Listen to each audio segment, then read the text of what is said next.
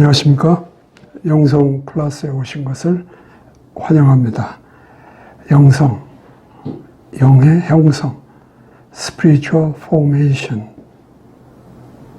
우리의 신앙생활에 필요한 요소들을 쭉 살펴보는 것이기 때문에 다른 그 용어로 사용해 본다면 그리스도인의 생활 신학이라는 구분을 좀 해볼 수가 있습니다.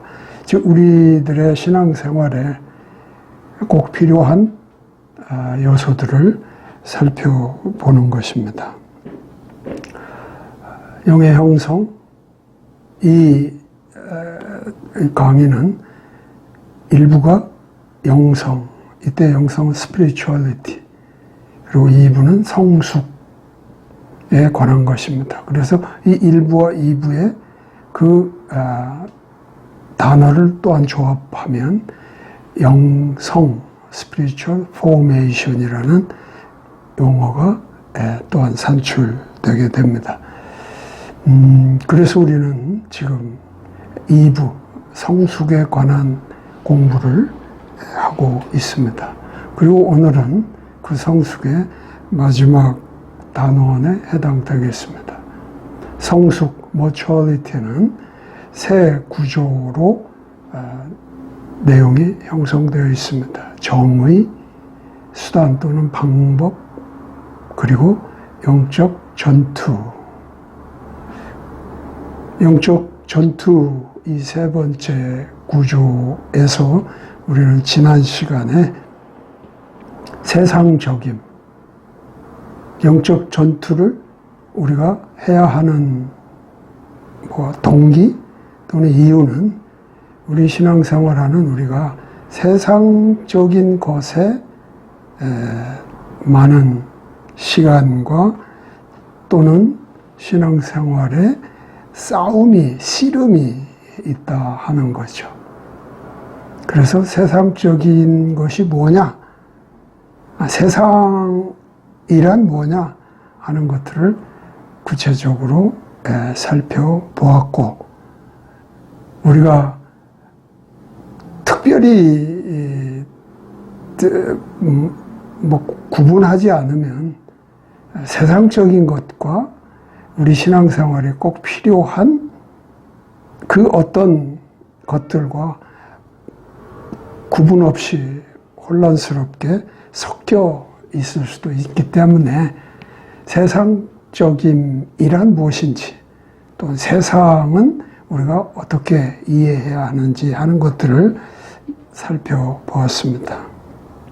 오늘 또 우리가 영적 전투에서 두 번째 단원에 해당되지만 영적 전투의 가장 그 핵심 또는 우리가 아는 가장 중요한 그 우리의 대적자인 사탄에 대해서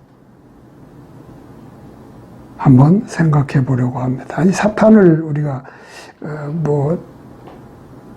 정의하면서 그 사탄의 어떤 내용을 살펴보려는 게 아니라 바로 그 사탄과 우리가 대적하여 전투에서 승리하기 위해서는 어떤 것이 필요한지 또는 어떤 이해를 가져야 하는지 하는 것들을 살펴보려고 합니다.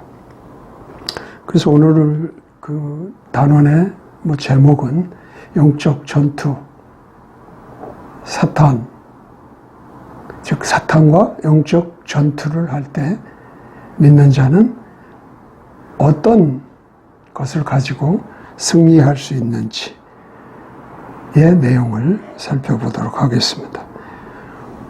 오늘 이 단원의 성경 인용 구절은 예배소서 6장 10절로부터 19절까지의 말씀을 가지고 살펴보도록 하겠습니다.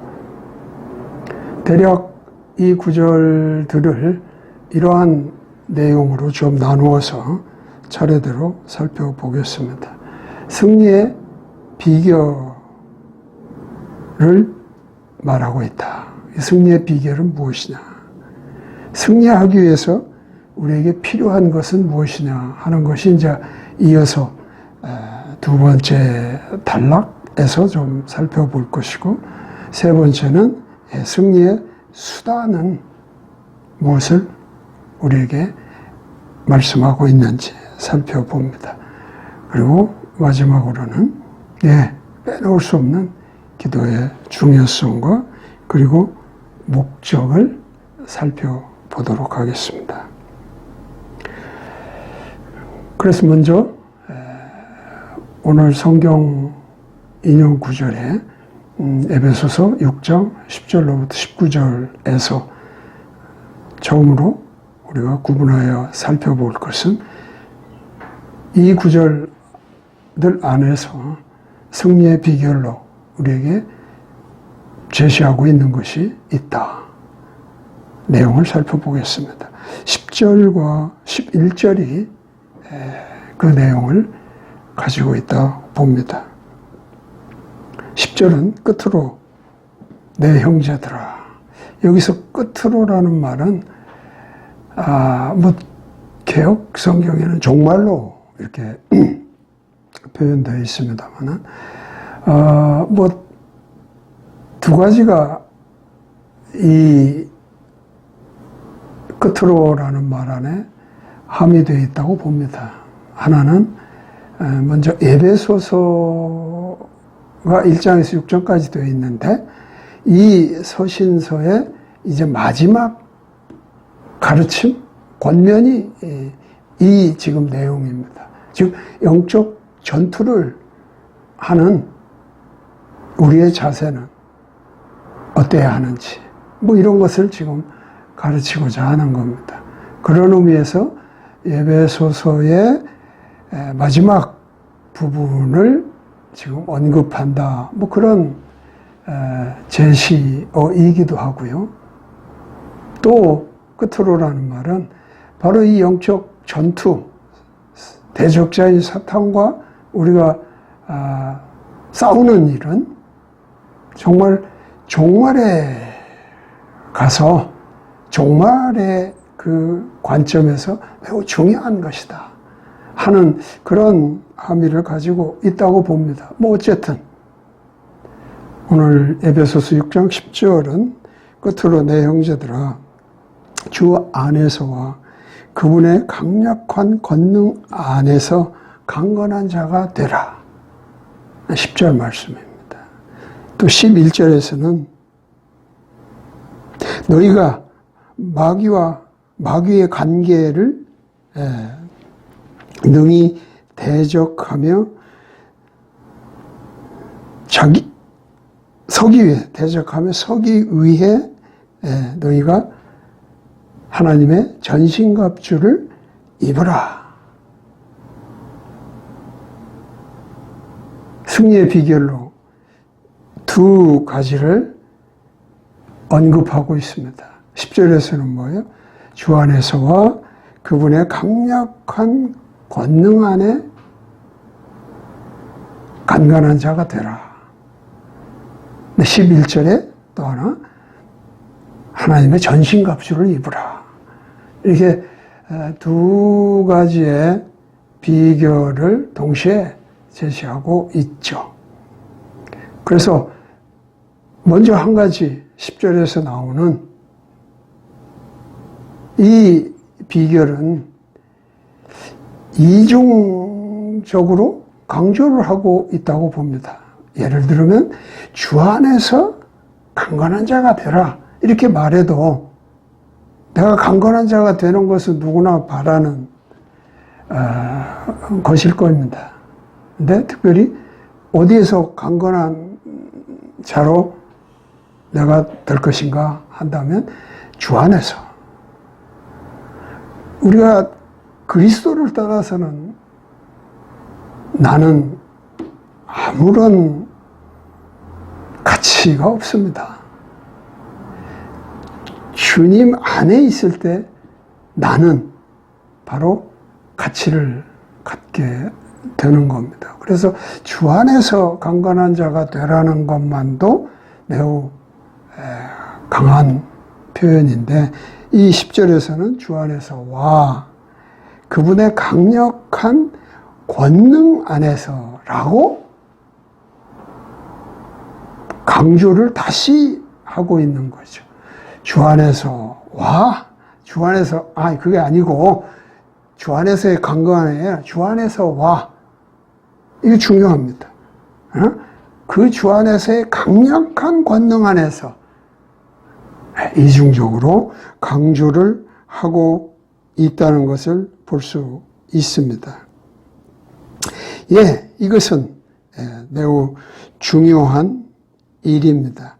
바로 강건한 자가 되기 위해서 가지는 매우 중요한 하나의 정체성입니다. 내가 강건한 자인데 어디? 주 안에서.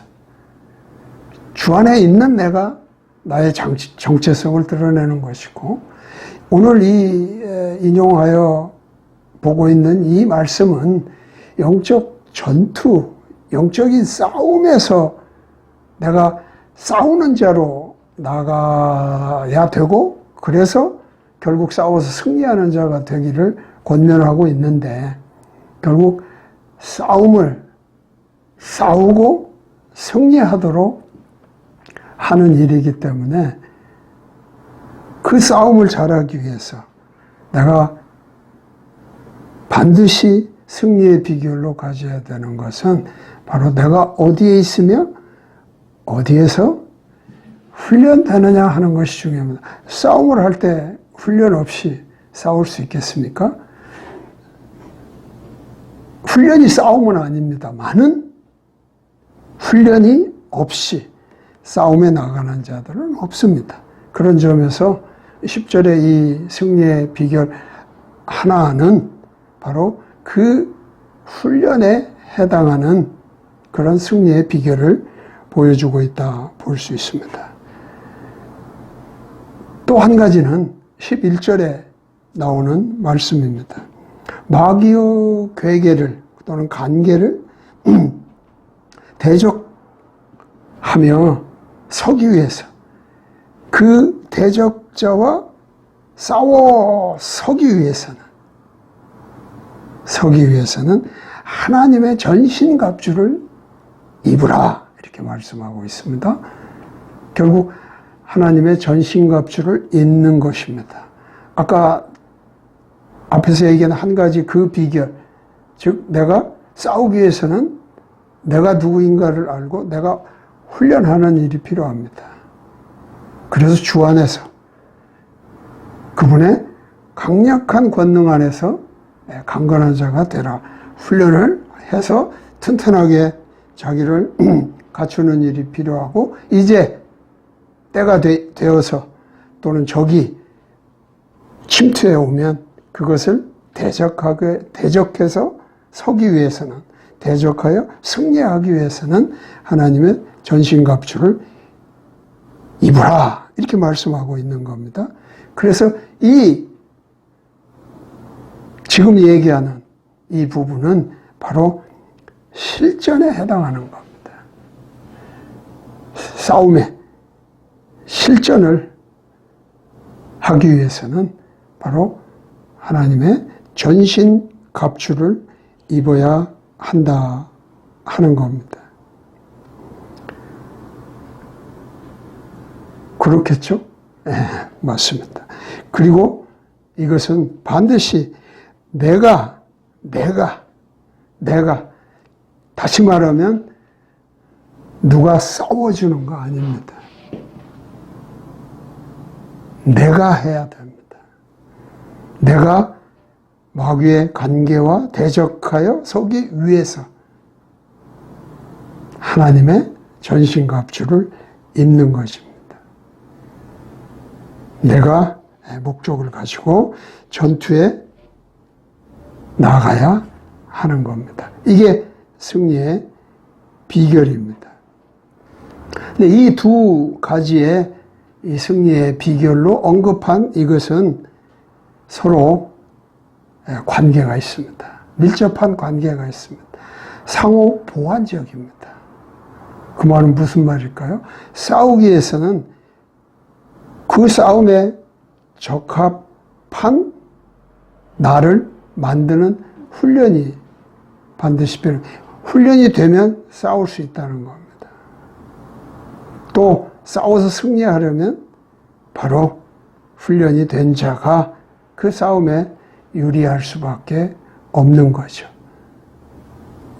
또 훈련이라고 하는 것은 싸우기 위해서 하는 겁니다. 그냥 훈련을 위한 훈련은 없습니다. 그래서 아마 우리나라의 이런 국방의 상황이 아마 이런 일에 딱 맞을 것 같은데, 사실 우리는 남한과 북한이 적대 관계를 여전히 유지하면서 서로 호시탐탐 또는 언제나 방어를 해야 되는 어떤 그런 자세로 서로를 마주보고 대하고 있기 때문에 사실은 70년 이상 싸움이 아주 국부적으로는 있었을지 모르지만 전쟁이라고 하는 그런 걸로는 나가지 않았습니다. 그래서 훈련만 합니다. 사실은 실전이 없죠. 그래서 뭘 합니까? 실전과 방불한 가상 전투를 합니다. 물론 그것도 훈련이라는 이름으로. 그래서 훈련이란 실전을 위해서 하는 것입니다. 실전을 위해서는 또 이 훈련이라는 것이 언제나 준비되어야 하기 때문에 상호 보완적이고 또 상호 필요를 가지고 있습니다. 그런 점에서 두 가지는 아주 밀접한 관계를 가지고 있다고 말할 수 있습니다. 이 말씀들을 보면서 이런 좀 생각이 납니다.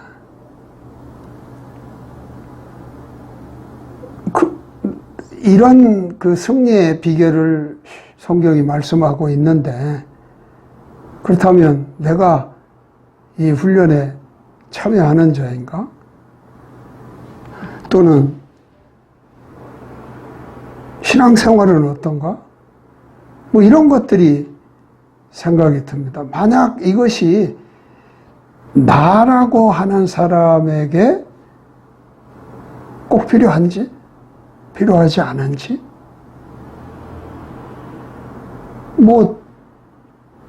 무조건 그냥 이해하고 가면 되는가? 아니, 나는 누구지? 그래서, 내가, 어떤 신앙생활을 하고 있는지 하는 것들을 좀 돌아보는 그런 기회를 갖게 된다는 거죠. 그렇다면 이 대적자 사탄 마귀는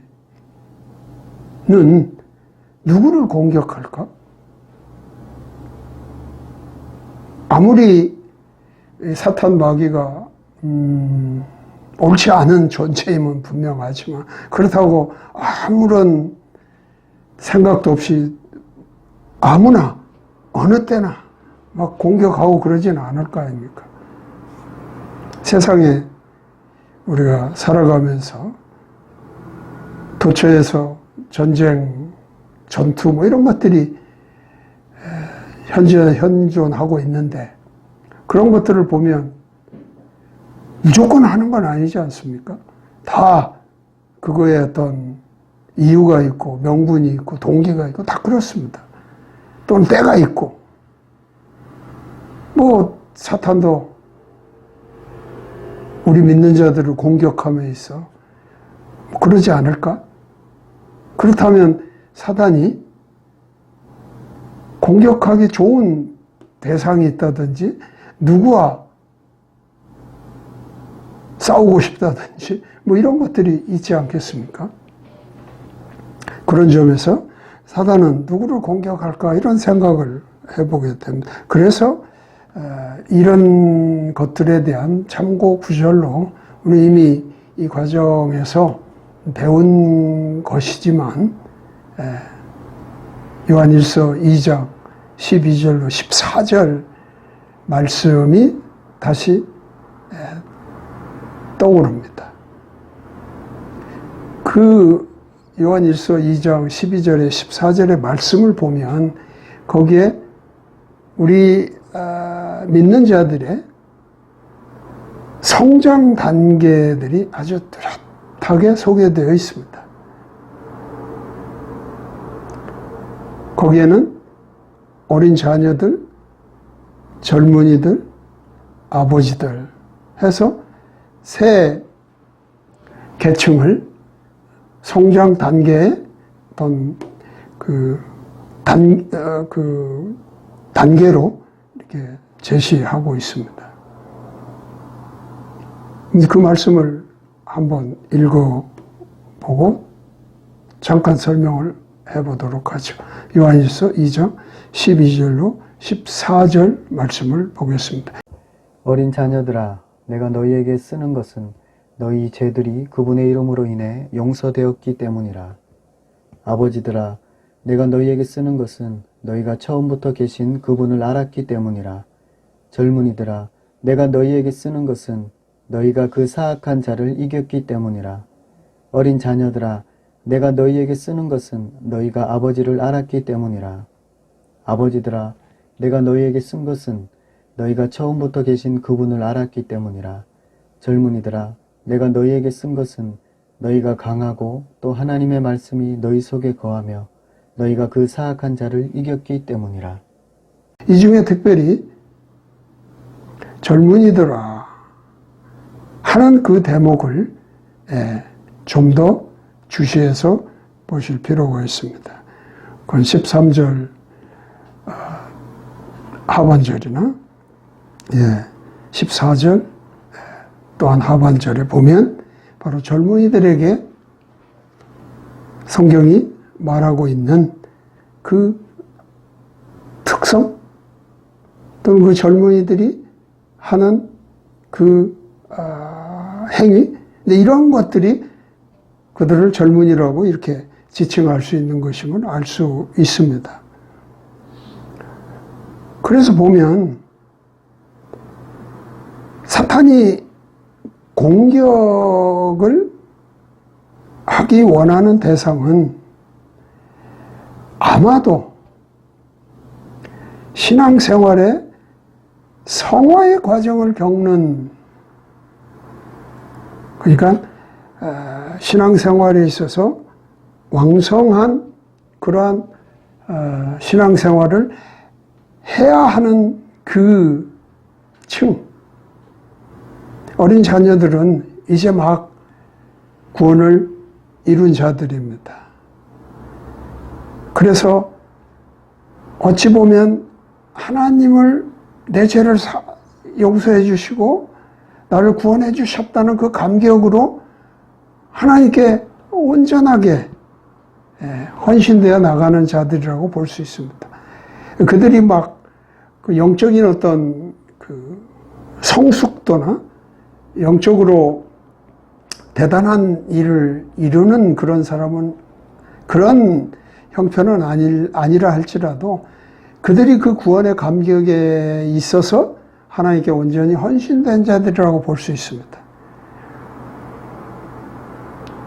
또 아버지들은 그 상태로 본다면 이제 하나님을 처음부터 알아서 지금은 온전하게 아는 그런 상태에 놓여 있는 사람이라고 할 수 있습니다. 그러니까 영적으로 성숙하며 성숙한 정도가 점점 깊어져 가는 그런 상태라고 볼 수 있습니다. 이 젊은이들이란 바로 자기가 가진 신앙으로 세상에서 세상의 것들과 싸워 이기는 어떤 그런 일들을 경험하는, 그렇기 때문에 그들을 사단은 공격해서 패배시키려는 그런 움직임을 가지고 있다고 봅니다. 그래서 요한일서 2장 12절에 14절까지의 젊은이들을 표현할 때에는 이미 뭐라고 그래요?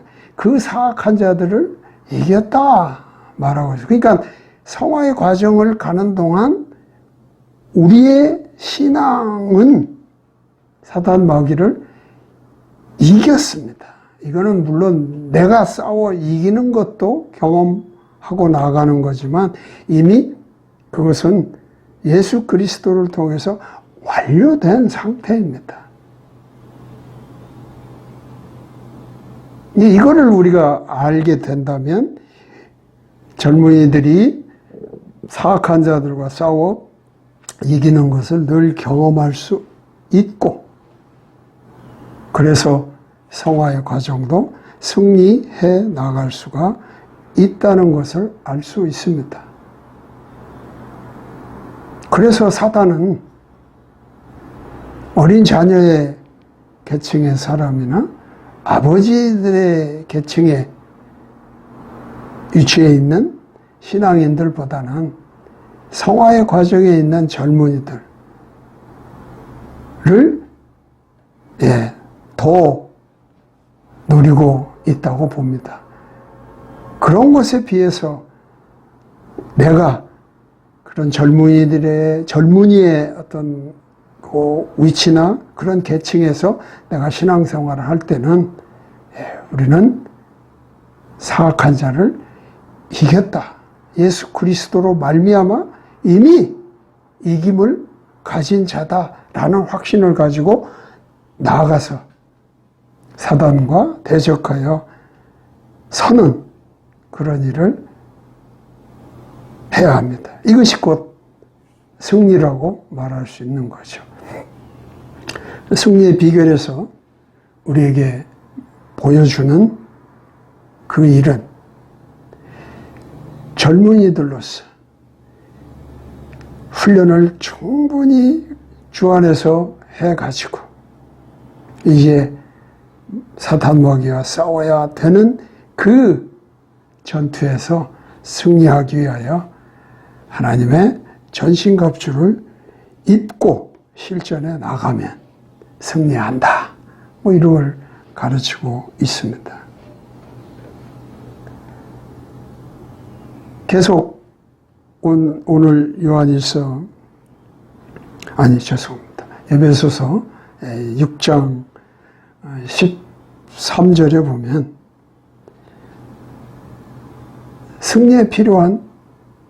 승리하기 위해서 필요를 말하고 있습니다. 승리하기 위해서 뭐가 필요한지 12절이며 13절이 아니라 에베소서 6장 12절에 보면 승리하기 위해서 필요한 것이 있습니다. 반드시 이거를 알아야 됩니다.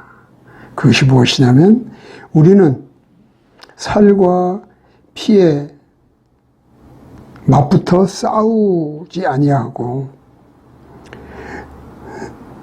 정사들과 권능들과 이 세상 어둠의 치리자들과 높은 처소들에 있는 영적 사악함과 맞붙어 싸우는 것이다. 그러니까 살과 피와 맞붙어 싸우는 것이 아니라 영적으로 사악한 것과 싸우는 것이다 하는 겁니다.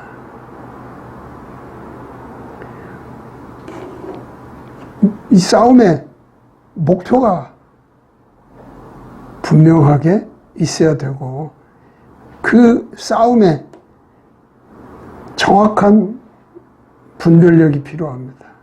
내가 어떤 싸움을 해야 되지?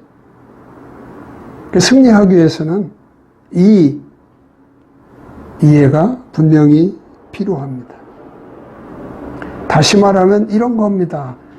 세상의 사람과 싸우는 것이 아닙니다. 영적 사악함, 즉 사탄 마귀가 관계를 부려서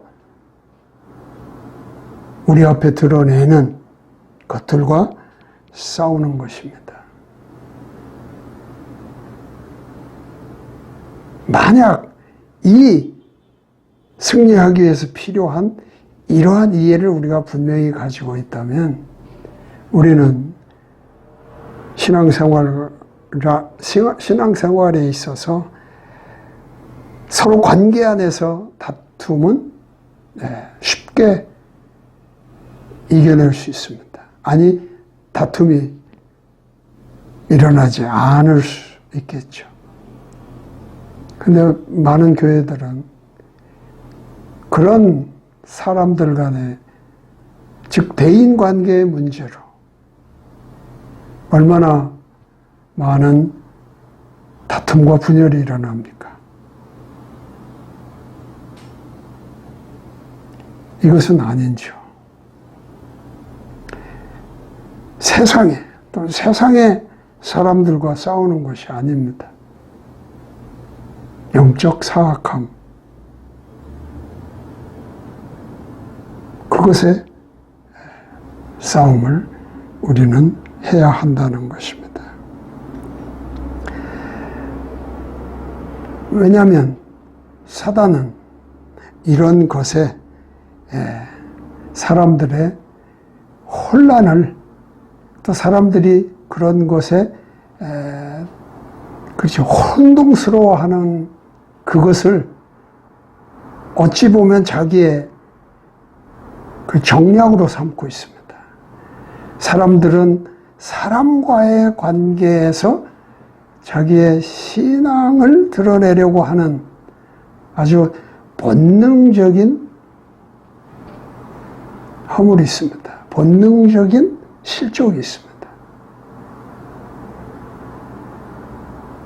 그래서 세상에 또는 세상적인 것에 더욱 관심을 갖도록 유혹합니다. 그래서 우리가 그런 사탄의 어떤 계획, 정략적인 그런 계획인 미혹에 빠지지 않는 일이 중요합니다. 지난 시간에 우리는 그래서 세상에 있는 모든 것, 즉 육신의 정욕과 안목의 정욕과 인생의 자랑에 빠지지 않도록 했습니다. 이건 세상적인 것입니다. 그러나 우리가 신앙생활을 하는 우리가 이런 것에 너무 쉽게 미혹된다는 것을 우리는 보았습니다. 오늘 또 이 에베소서 6장 12절을 통해서 보여주고 있는 것은 바로 그런 것입니다. 살과 피와 맛부터 싸우는 것이 아니라 영적 사악함, 즉 사탄과 마귀의 관계에 대항하여 싸우는 일이라고 하는 것을 분명히 하고 있습니다.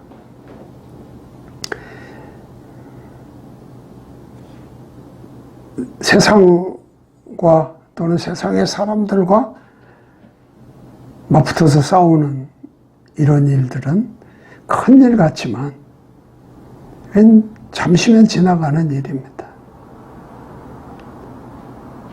사탄조차도 하나님의 영원하심에 비하면 순간의 존재일 뿐입니다.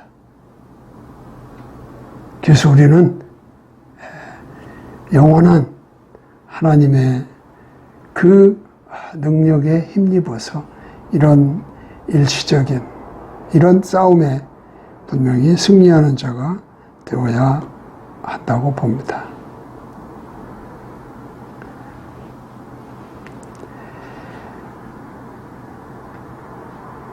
(13절로부터) (17절까지는) 승리의 수단을 소개하고 있습니다.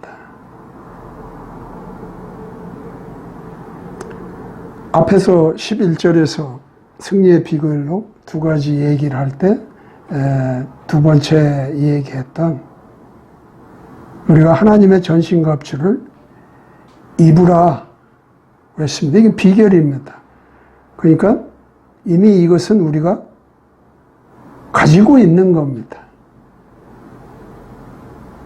그래서 사탄 마귀와 우리는 싸워서 이길 그러한 비책을 가지고 있습니다. 이 승리의 수단이란 바로 그 비결을 이제 수단으로 우리가 사용을 해야 되거든. 그거를 13절에서 먼저 이야기를 하고 있습니다. 13절에는 이렇게 되어 있습니다. 그러므로 너희가 악한 날에 능히 버텨내고 모든 일을 행한 뒤에 서기 위해 하나님의 전신갑주를 취하라. 13절에서는 취하라고 되어 있습니다. 이 취하라고 하는 것은 전신갑주라고 하는 게 뭐 14절부터 소개하지만 하나로 되어 있는 건 아닙니다. 그것이 각각의 어떤 그 무기 내지는 도구들이 합쳐져 우리 몸을 보호하는 것으로 말할 때 전신갑주라고 말을 하는 것이기 때문에 이 전신갑주는 큰 틀에서 취하라 소개를 하고 14절로부터는 각각의 그 파트들은 그 파트에 맞는 서술어를 사용해서 소개를 하고 있습니다. 어쨌든 전신갑주가 있다는 것만 가지고는 그렇죠. 전투를 하기가 어렵죠. 전투를 할 수 있는 이제 각각의 수단으로 내가 취해야 하는 거죠. 11절에서도 전신갑주를 말하고 13절에 전신갑주를 말하지만 그 용도가 조금 다르다는 것을 설명드린 것입니다. 그 13절에서 지금 보는 것처럼 하나님의 전신갑주를 취하라고 말하는 그것에서는 그리스도인이 입어야 하는 것, 그러니까 전투를 위해서 훈련을 한 자가 전신갑주를 입어야 하는데 그래야 전투에 나아가서 실전을 할 수가 있는데 바로 그것은 하나님의 전신갑주를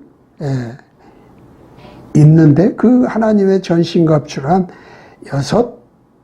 6가지의 부분들로 되어 있음을 14절로부터 소개를 하게 됩니다. 그래서 이게 전체를 취하는 것으로 소개하고 있습니다. 에베소서 6장 14절로부터 17절의 말씀을 읽어보도록 하겠습니다. 그런즉 서서 진리로 너희 허리를 동여매고 의의 흉갑을 입으며 화평의 복음을 예비한 것으로 너희 발에 신을 신고 모든 것 위에 믿음의 방패를 취하여 그것으로 너희가 능히 그 사악한 자의 모든 불화살을 끄며 구원의 투구와 성령의 검 곧 하나님의 말씀을 취하라. 들으신 대로 또 읽어본 대로 14절로 17절에 보면 6가지의 그 부분들이 나옵니다. 즉 전신갑주의 6가지의 부분들이 소개되고 있는 거죠. 그래서 하나님의 전신갑주를 이렇게 또 항목을 가지고 각각을 좀 구분해 보도록 하겠습니다. 첫째는 각 파트, 각 그 무기, 각 전투자의 보호 그 장구 뭐 이런 것들이 서술적으로는 어떻게 묘사되어 있고, 두 번째는 약함은 무엇인가. 이게 전투를 통해서 전투자가 약한 부분을 보호 장군은 어떻게 방어할 수 있는지, 이 약한 부분이 무엇이고 방어력으로 신장시키는 것은 뭔지, 그래야 전투를 잘 할 수 있지 않겠습니까?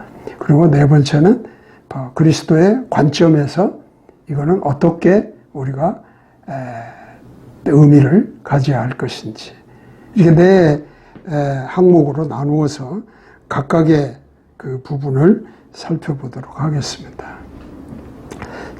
맨 처음에는 진리의 띠죠. 14절에 나옵니다. 그런즉 서서 진리로 너희 허리를 동여매고 그랬습니다. 이건 첫 번째 진리의 띠는 동여매라고 하고 있습니다. 이 허리에 띠를 띄운다는 것은 이제 허리에 벨트를 한다고 보면 되겠죠. 지금 우리들로 보면. 이때 바울이 이 말씀을 기록하면서의 그 바울의 머리에 있는 것은 로마 군대의 모습입니다. 그래서 로마 군사가 어떤 그 형태의 전신갑주를 취했나, 입었나 하는 것을 연상하면서 이 말씀을 썼다고 볼 수 있습니다. 그래서 그런 것들을 감안하면서 말씀을 볼 필요가 있습니다. 진리의 띠는 동여맨다고 그렇게 되어 있습니다. 이것은 이런 약함이 있습니다. 만약에 허리띠를 동여매지 않으면 둔합니다. 불일치, 모순, 이런 것들이 우리 신앙생활에서 느낄 수 있는 아마 비유가 아닌가 싶습니다. 허리를 조이지 않으면 그 전투자는 행동이 아주 둔할 수밖에 없습니다. 그래서 그의 신앙생활에 불일치나 어떤 모순들이 있으면 둔한 신앙생활을 한다, 이렇게도 볼 수 있습니다. 이런 자에게는 허리를 동여매는 것이 필요합니다. 그래서 몸의 동작을 쉽게 할 수 있게 해줘야 합니다. 그리스도의 관점에서 이 진리의 띠라고 하는 것은 바로 성경적 진리를 사용한다는 의미입니다. 성경적 진리란 하나님의 말씀이라고 할 수 있습니다. 곧 예수 그리스도라고도 할 수 있겠죠. 왜냐하면 요한복음 14장 6절에 보시면 예수님께서 말씀하셨습니다. 읽어보도록 하겠습니다. 예수님께서 그에게 이르시되 내가 곧 길이요 진리요 생명이니 나를 통하지 않고는 아무도 아버지께 오지 못하느니라. 자신이 진리라고 말씀하십니다. 하나님의 말씀, 예수 그리스도, 이런 것을 우리는 기억할 수 있습니다. 두 번째 보호장구로 말하고 있는 것은 의의 흉갑입니다. 의의 흉갑. 의의 흉갑을 입는다고 했습니다. 이거는 지금 쉬운 걸로 말한다면 방탄조끼 같은 거를 말할 수 있습니다. 로마 군인들로서는 가죽이든 또는 철 쇠로 된 그러한 가슴에서, 아니 어깨에서부터 뭐 배 정도까지 이렇게 둘러 이렇게 차는 뭐 그런 것이라고 할 수 있습니다. 앞면만 있고 뒷면은 뭐 끈으로 묶을 수도 있고, 지금 우리 그 방탄조끼 같은 것은 앞뒷면에 있겠죠. 아마 그렇게 보면 좋을 것 같습니다. 전투자가 이걸 입지 않으면 이 백병전에, 즉 맞붙어서 싸우는데 치명상을 입을 수가 있습니다. 다른 데 상처가 나서 어려운 것보다 훨씬 치명적이죠. 이것은 우리의 삶에서 만나는 고난, 고통, 어려움 뭐 이런 것들이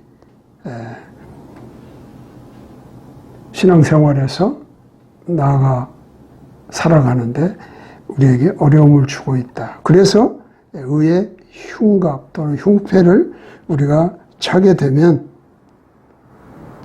치명적인 상처로부터 보호가 되어서, 치명적인 상처받는 것으로 보호가 돼서 아주 싸움을 당당하게 할 수 있는 그런 자세가 됩니다. 그리스도의 관점으로 이 의의 흉갑을 생각한다면 바로 그리스도를 믿는 믿음과 분리될 수 없는 거죠. 의란 기본적인 개념이 바로 하나님의 말씀을 믿음으로 하나님이 의로 여겼다고 하는 그것을 우리가 기억할 필요가 있습니다. 참고 구절로 우리는 빌립보서 3장 9절 말씀을 한번 보도록 하겠습니다. 읽어보겠습니다. 빌립보서 3장 9절의 말씀. 율법에서 난 내 자신의 의가 아니라 그리스도의 믿음을 통한 의, 곧 믿음으로 말미암아 하나님에게서 난 의를 소유한 채 그분 안에서 발견되려 함이라. 두 번째 보호장구로 소개한 것이 의의 흉갑입니다. 세 번째는 복음의 신입니다. 화평의 복음의 신을 신고 화평의 복음에 예비된 것으로 너희는 발에 신을 신으라고 되어 있습니다. 예비된 것을 신는다. 그러니까 예비된 것을 신는다는 의미는 저는 그렇게 생각합니다. 이 준비된 것을 신는 건데, 다시 말하면 나에게 아주 익숙한 것을 말한다. 신발이 불편하면 굉장히 힘듭니다. 저는 많은 경험을 가지고 있습니다. 또 그것을 익숙하게 하기 위해서 오랜 동안 고생을 합니다. 지금은 신발들이 상당히 그 기술이나 또는 디자인이나 여러 가지가 많이 개선되고 그래서 지금들은 뭐 그런 어려움을 겪는 예들을 별로 볼 수가 없는데, 우리가 자라고 그럴 때는 진짜 신발이 힘들었습니다. 저처럼 발이 조금 불편한 사람은 그게 큰 장애였습니다. 어쨌든 신발만큼은 편하고 그 어떤 귀찮음도 없어야 됩니다. 아주 익숙한 것을 가져야 됩니다. 그런 점에서 아마 예비된 것을 신으라고 말하고 있다고 봅니다. 그래서 복음을 전하는 일에 있어서 이 신을 신는 것에 비교를 했는데, 정말 준비해서 듣는 자에게 딱 맞는 그런 복음을 전하는 것이 여기에서 우리가 생각할 일이 아닌가 싶습니다. 어쨌든 복음의 신을 심는다 그렇게 되어 있습니다. 연약한 부분은 영적 불안정입니다.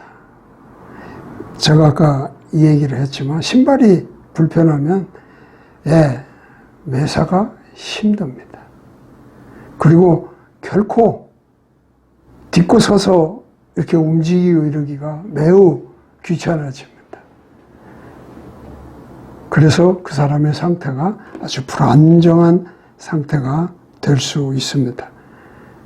약한 부분은 영적 불안정, 유혹과 미혹 뭐 이런 것들이 아주 크게 어려움을 끼치는 이런 것이라고 볼 수 있습니다.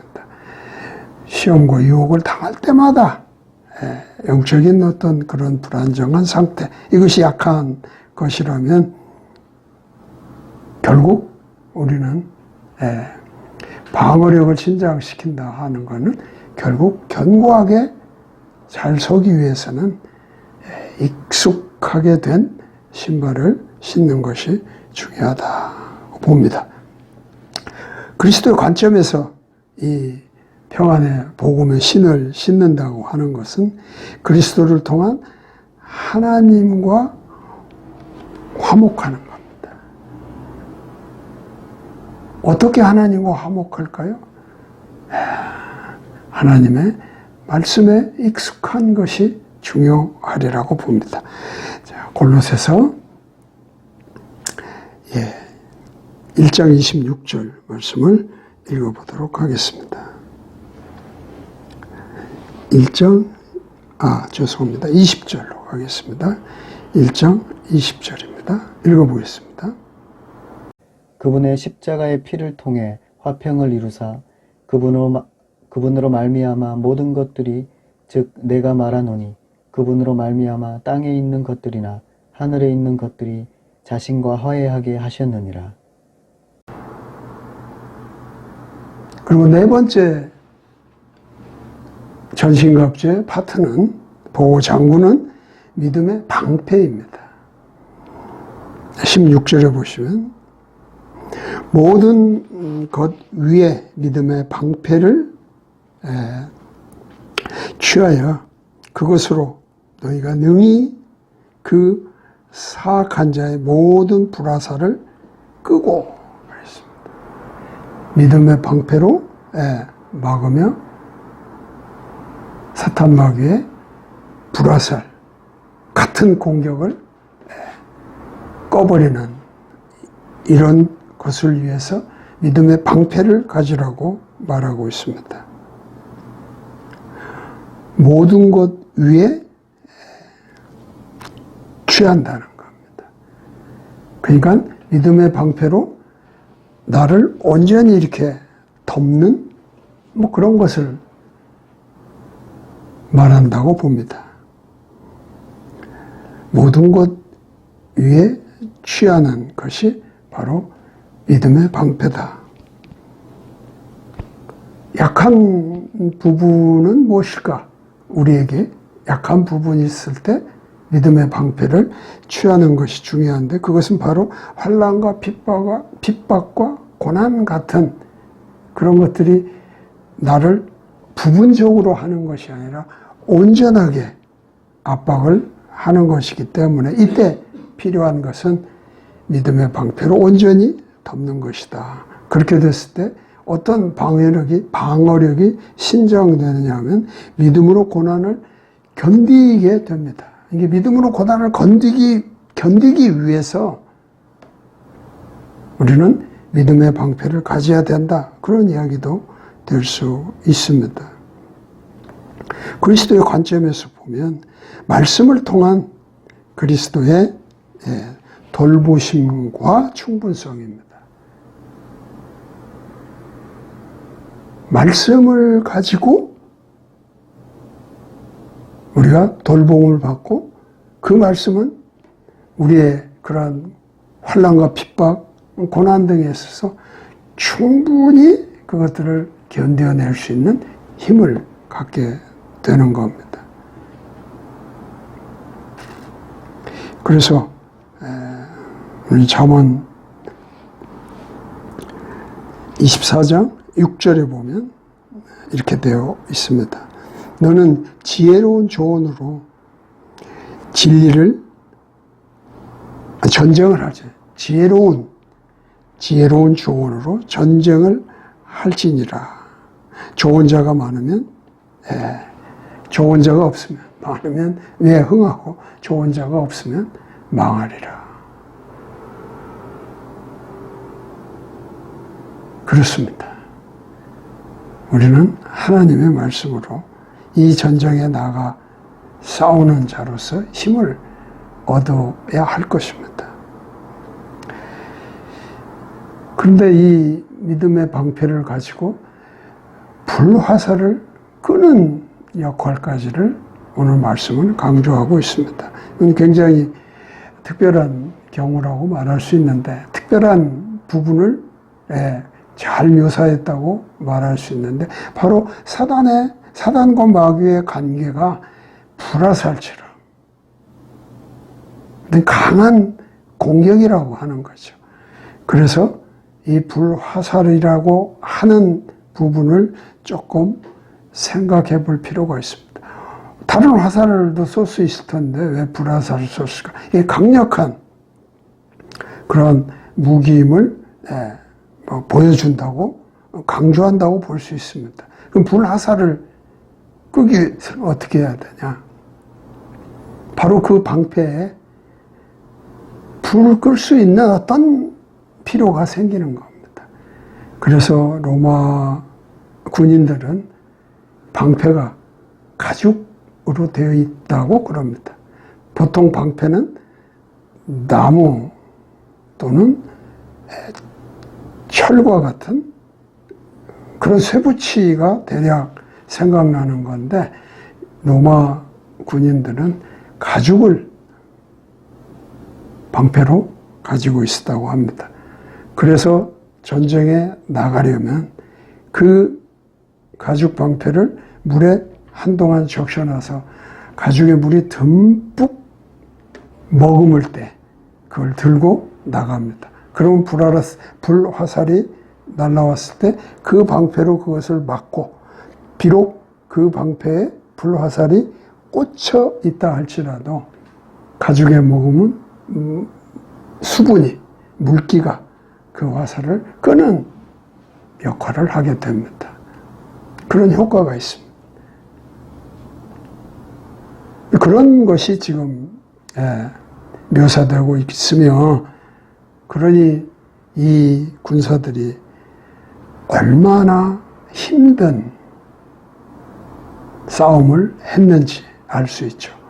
그 힘든 싸움을 위해서 훈련했을 것이고, 또한 싸움에 승리하기 위해서 그들은 그런 일까지, 그 엄청난 수고를 통해서 전쟁에 승리하기 위한 수단을 가지고 있었다는 걸 다시 한번 생각할 수 있습니다.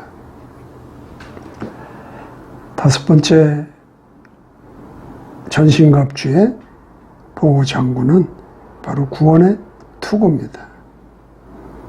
17절에 보면 구원의 투구를 말하고 있습니다. 구원의 투구를 쓴다, 이렇게 서술되어 있고, 약하면 뭐죠? 확신이 흔들릴 때가 있습니다. 이 전쟁에서, 전투에서 내가 이길까 질까, 과연 확신을 가지고 있는가? 잊지 못할 때는 분명 그 전투에서는 승리하기 어렵습니다.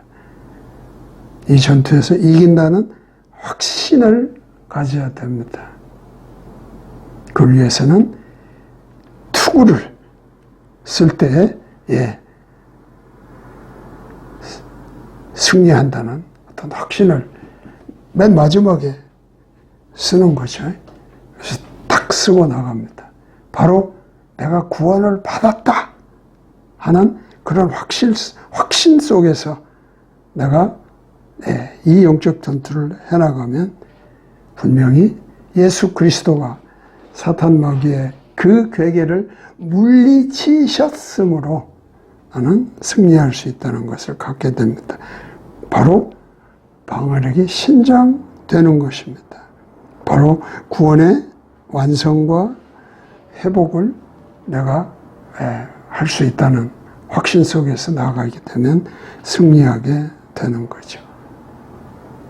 그리스도의 관점으로 보면 모든 생각을 사로잡아서 그리스도께 순종하는 그런 태도를 갖는다, 이렇게 말할 수 있습니다. 고린도후서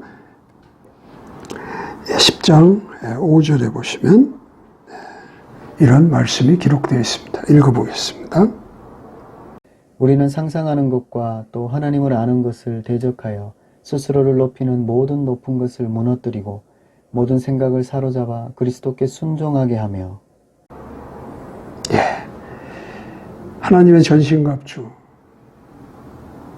보니까 6 구분으로 되어 있습니다. 6개의 보호장구로 소개되고 있습니다. 그 6번째, 바로 성령의 검입니다. 성령의 검, 곧 하나님의 말씀을 뭐라고요? 취하라 이랬습니다.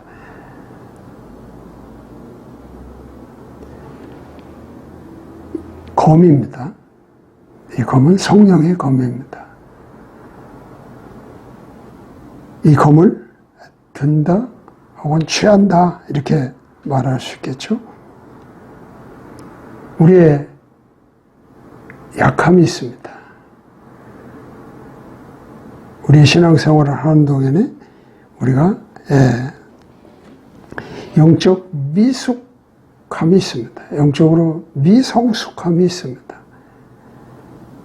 결국 이 부분들에서 우리가 신앙이 어려워지는 그런 부분이 있습니다. 그건 다름이 아니라 물질주의, 형식주의나 안일주의 같은 곳에 빠지는 것입니다. 이런 것들은 우리가 보다 더 공격적으로 대처하는 것이 반드시 필요합니다. 어떤 방어력을 신장시키느냐 하면 말씀을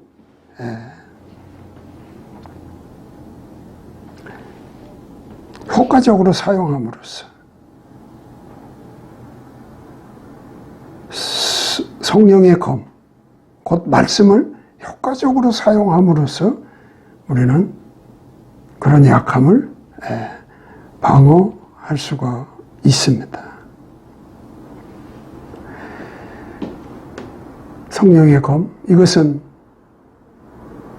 대부분 앞에서 얘기한 5가지가 자기를 보호할 수 있는 어떤 보호장구로서 또는 보다 더 방어적인 측면에서 이 얘기를 주로 했다면, 이 성령의 검은 물론 방어도 됩니다.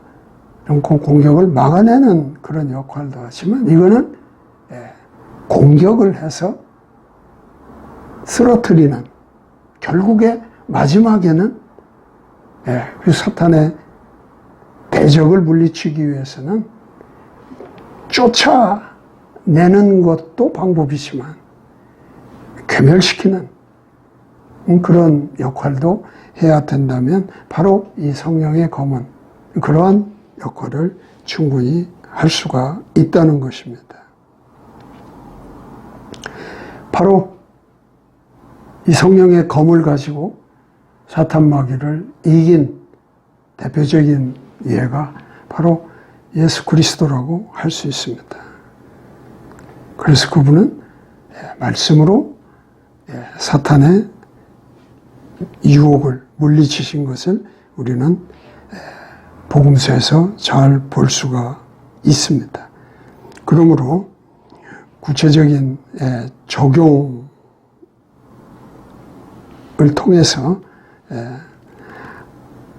하나님께서 그 전신갑주를 통해 가지고 우리는 승리하는 그런 삶이 되는 것이라고 말할 수 있습니다. 그런데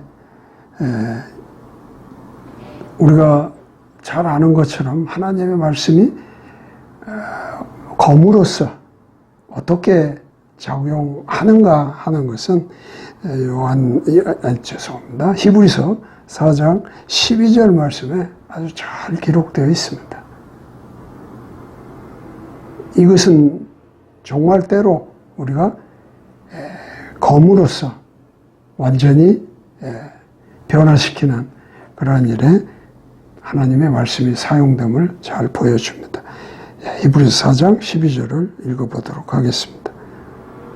하나님의 말씀은 살아있고 권능이 있으며 양날 달린 어떤 검보다도 예리하여 혼과 영과 및 관절과 골수를 찔러 둘로 나누기까지 하고 또 마음의 생각과 의도를 분별하는 분이시니. 예. 우리 여기서 6가지의 이 파트, 보호장구로서의 각각을 전신갑주로서의 역할을 할 수 있도록 하는데 한 가지 통찰력이 생깁니다. 무엇으로 이것들이 하나로 이렇게 이어질까? 연결되어 있을까?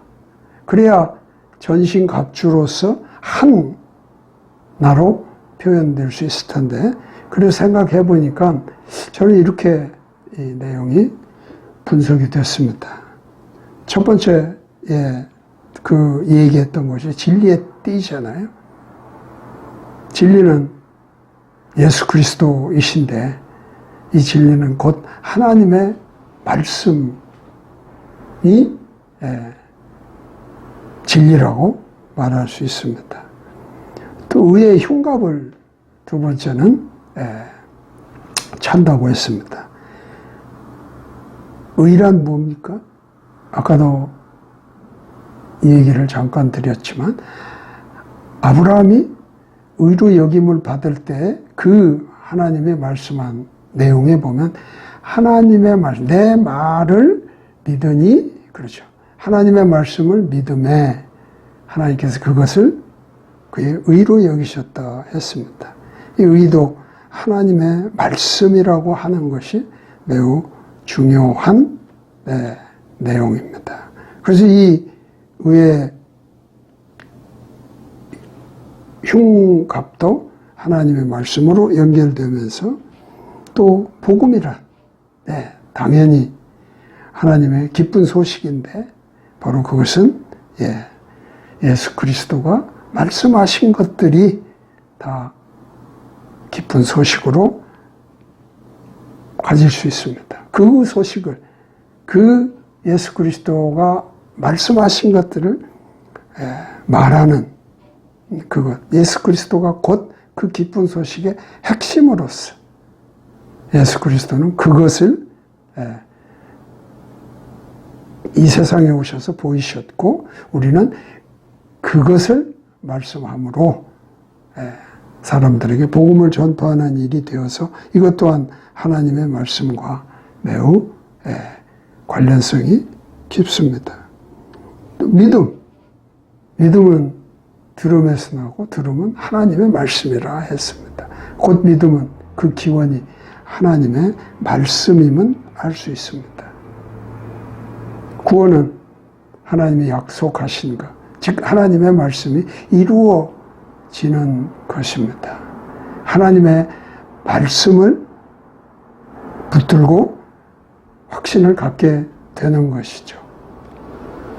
당연히 6번째 성령의 검은 곧 성령은 진리를 알게 하는 겁니다. 하나님의 말씀을 우리에게 알게 하는 그러한 역할이 있습니다. 또 이 성령의 검은 곧 하나님의 말씀이라고 이미 성경은 선포하고 있습니다. 그래서 결국 이 하나님의 전신갑주란 하나님의 말씀이 이어서 이 6가지가 결국 하나님의 전신갑주로 소개되고 있다. 한마디로 말하면 하나님의 말씀이 그의 핵심이다 라고 할 수 있겠습니다.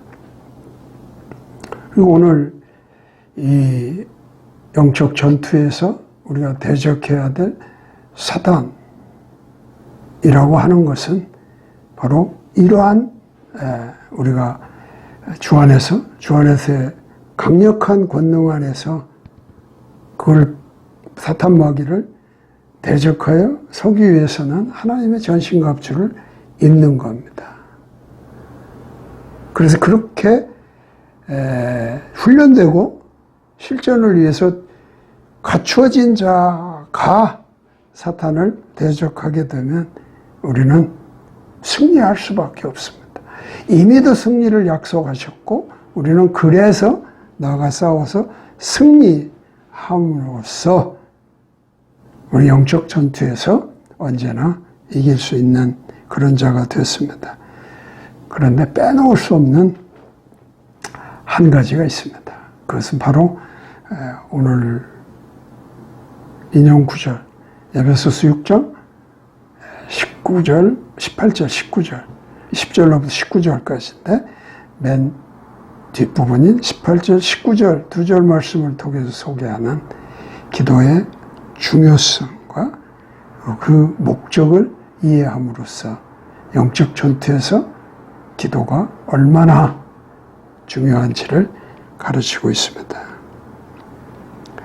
먼저 18절에서는 기도의 중요성을 보여줍니다. 그래서 그 일에 깨어있고 기도가 중요합니다. 그 일에 깨어있기 위해서는 뭐를 해야 돼요? 기도해야 됩니다. 언제 전투가 일어날지,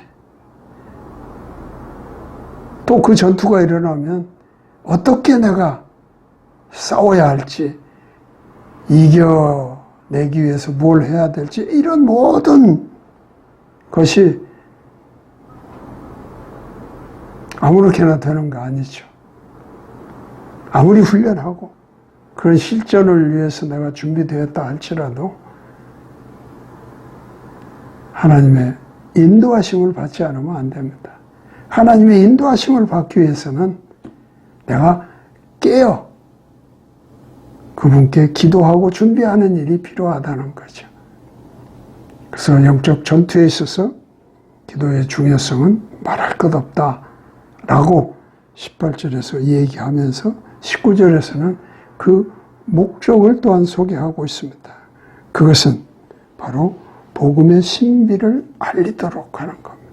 내가 영적 전투를 해서 승리한다는 것, 승리하는 것이 목적은 아니죠. 승리해서 또는 승리하는 것은 무엇을 위해서냐는 거예요. 바울이 강조하는 것은 복음의 신비를 알리도록 하라는 거예요. 그것을, 그 전투의 승리를 가지고 복음의 신비를 알리기 위해서 기도해 나가야 한다는 것입니다. 기도는 그래서 언제나 어떤 요소에든 어느 순간이든 어떤 상황 속에서도 중요합니다. 그 기도에는 반드시 어떤 목적을 가지고 있음을 알 수 있습니다. 그래서 에베소서 6장 18절 19절을 읽어보도록 하겠습니다. 읽겠습니다. 모든 기도와 간구로 성령 안에서 항상 기도하되 모든 성도를 위해 모든 인내와 간구로 그 일에 깨어있고 또 나를 위하여 내게 말하는 것을 허락하사 내가 담대히 입을 열어 복음의 신비를 알리도록 구하라. 네, 그렇습니다. 우리가 신앙생활에 가장 힘든 것, 가장 성숙이라고 하는 어떤 그런 상태에 우리가, 물론 성숙이란 과정이기 때문에 어느 지점이 성숙, 완전이라는 말을 우리가 말하기가 쉽지 않습니다. 우리는 이미 성숙의 정의에서 기본적인 정의로서 삶에 하나님의 말씀을 적용하는 수용력이라고 했습니다. 그러면 내가 어느 하나를 내 삶에 하나님 말씀을 적용했다고 나는 성숙이 완전해진 건 아니잖아요. 그런 것들이 쌓여서 결국 완전한 그 성숙의 가장 마지막 자리에까지 가는 일을 해야 되는 거죠. 바울의 이야기가 문득 생각납니다. 그는 성숙할수록 자신은 더욱 하나님 앞에 큰 죄인임을 깨닫습니다. 자신을 보게 됩니다. 그래서 하나님 앞에, 하나님 나라에 들어갈 때까지는 그 성숙을 이루어 가고 있었다고 말할 수 있습니다. 그래서 그 성숙이 참 끝이 없구나 하는 그런 생각이 들기는 합니다만은, 오늘 우리가 에베소서 6장 이 말씀들을 통해서 사단과 대적하여 싸우는 이 영적 전투에서 승리하는 비결을 받고, 또 그 승리를 위해서 필요한 것은 무엇이고, 그 승리의 수단으로 오늘 성경이 제공한 그런 것들을 살피면서 한 가지, 이 전투는 강한 자에게 부여되어 있습니다. 완전한 어떤 성숙의 자리에 있는 사람은 사실 이 영적 전투가 필요 없습니다. 왜냐하면 사단은 그들을 유혹하지 않습니다. 왜? 해봐야 효과가 없는데. 그들은 미혹되지 않기 때문에. 어린 자녀들은 이미 그런 거를 알 겨를도 없습니다. 그런 공격이 와도 전혀 그거를 이해하지 못합니다. 그냥 기쁨 속에서 나갈 뿐입니다. 그러나 청년들은 강한 자로서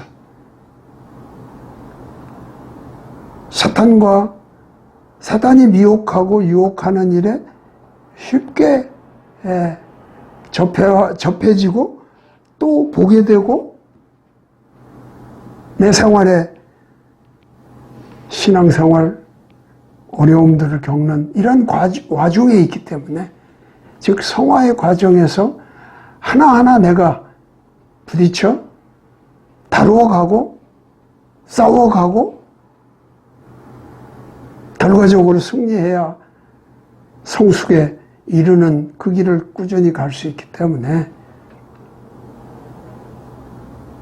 사단은 이런 자들을 공격을 합니다. 내가 사단의 어떤 공격에 노출되어 있거나 공격을 당한다면 자부심을 가질 필요가 있습니다. 내가 신앙생활에서 강한 자구나. 내가 사악한 자를 대항해서 싸워서 이길 수 있는 자구나. 그러니까 사단이 나를 공격하지. 사단은 그런 자들을 넘어뜨리려고 또한 괴계를 부리니까. 그런 점에서 한편으로는 사단의 공격의 대상이 되기 때문에 힘들지만, 하나님의 말씀은 이겼다는 결론이 이미 난 것이고, 대적하여 싸우면 그 대적자는 도망간다고 되어 있습니다.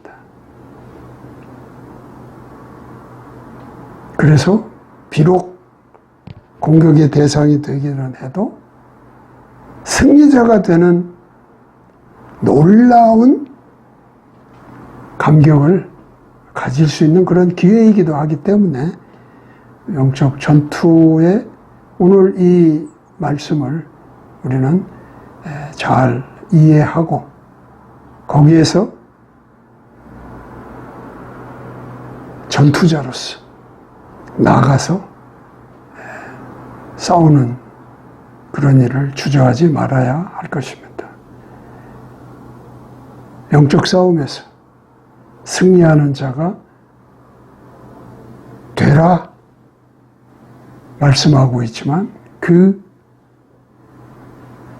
이면에는 함의는 싸우면 이긴다는 약속이 되어 있습니다.